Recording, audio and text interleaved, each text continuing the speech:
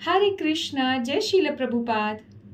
मनुष्य कृष्ण भावनामृत को एक क्षण में भी प्राप्त कर सकता है, या फिर हो सकता है कि उसे लाखों जन्म लेने के बाद भी ये प्राप्त ना हो।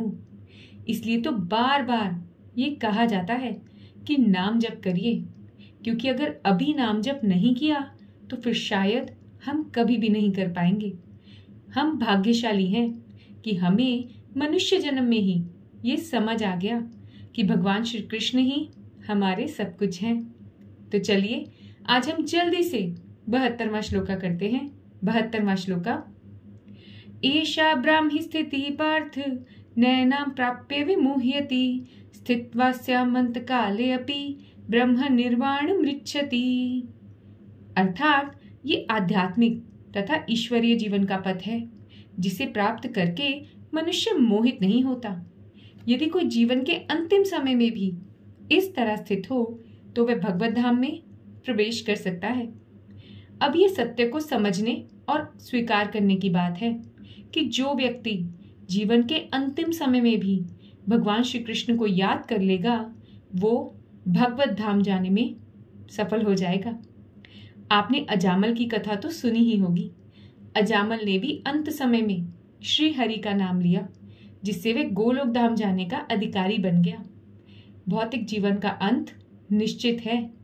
इस जीवन के अंत होने के पूर्व यदि कोई कृष्ण भावना भावित हो जाए तो उसे तुरंत ही ब्रह्म निर्वाण अवस्था प्राप्त हो जाती है। अतः भगवान की दिव्य प्रेमा भक्ति में व्यस्त रहने का अर्थ है भगवत धाम को प्राप्त करना। भौतिक जगत में इंद्र विषयक कार्य होते हैं, जबकि आध्यात्मिक जगत में कृष्ण भावनामृत विषयक। भगवत गीता में भगवत भक्ति को ही मुक्त अवस्था माना गया है। अतः द्वितीय अध्याय में कर्म योग, ज्ञान योग की स्पष्ट व्याख्या हुई है और भक्ति योग की भी कुछ झांकी दी गई है। आज का सुविचार। कृष्ण भावनामृत में होना बहुत ही सौभाग्य की बात है। भगवान अपनी कृपा सभी को प्रदान करते हैं, लेकिन जो केवल भौतिक जगत में ही इच्छाओं और इंद्रियों की पूर्ति करते रहना चाहते हैं, उन्हें अंत समय में भी इच्छाएं और इंद्रियां घेरे रखती हैं। फलस्वरूप वो जो अंत में सोचते हैं उसी के अनुरूप उन्हें भौतिक जगत में जन्म मिलता है।